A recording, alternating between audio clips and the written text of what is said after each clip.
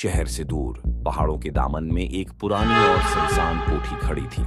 कहते हैं इस कोठी में कई साल पहले एक खानदान कत्ल हुआ था और उसके बाद से कोई भी वहां ज्यादा देर नहीं रुक सका।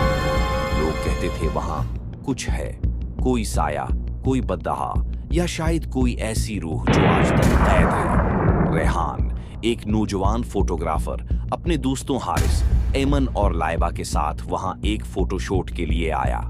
उनका मकसद था कोठी की तस्वीर लेकर एक डायरेक्ट थीम ब्लॉग पर डालना।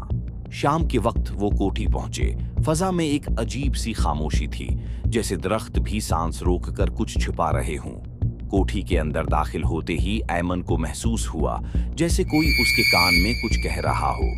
हारिस ने उसे मजाक समझा, मगर रेहान की कैमरे में कुछ अजीब सा अक्स आया, एक धुंधली औरत की झलक जो तेजी से गायब हो गई।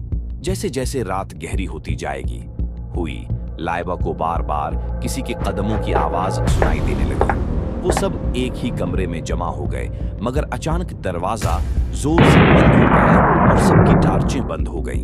अंधेरे में किसी के चलने, सरगोशी करने और रोने की आवाजें गूंजती रहीं।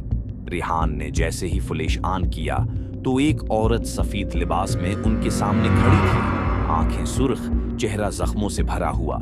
रेहान ने चीख कर दरवाजा खोला और वो सब दौड़ते हुए कोठी से बाहर निकल आए। जब उन्होंने पीछे मुड़कर देखा तो कोठी की खिड़की से वो औरत उन्हें घूर रही थी। बाद में पता चला ये औरत नौरीन बीबी थी, जो अपने शुवहर के हाथों कत्ल हो गई थी और उसकी रूह आज भी इंसाफ की तलाश में इस कोठी में भटक रही है।